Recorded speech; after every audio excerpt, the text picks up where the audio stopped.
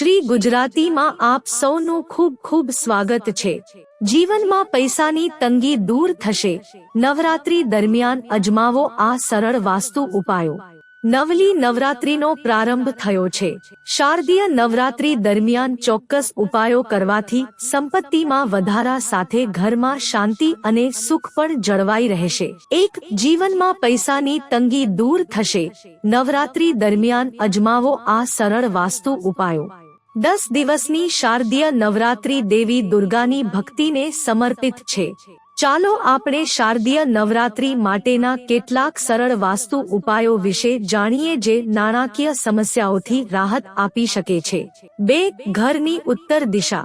વાસ્તુ શાસ્ત્રમાં ઘરની ઉત્તર દિશા અને ઉત્તર પૂર્વ દિશાને ભગવાનની દિશા માનવામાં આવે છે।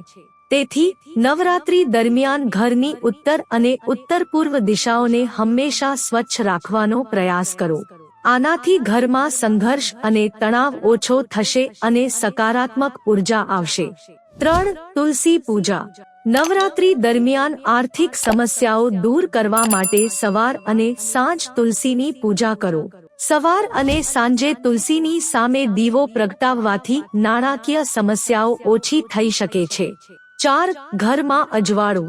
દેવી લક્ષ્મી અંધારામાં રહેતી નથી તેવું માનવામાં આવે છે।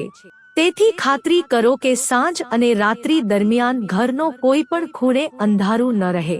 5. દીવો પ્રગટાવો।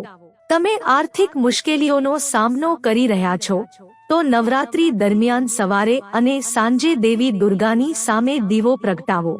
6. મુખ્ય દરવાજા પર આ કામ। તમારી આર્થિક સ્થિતિ સુધારવા માટે નવરાત્રી દરમિયાન તમારા ઘરના મુખ્ય દરવાજા પર તોરણ લટકાવો। તોરણ બનાવવા માટે તમે આંબાના પાનનો ઉપયોગ કરી શકો છો।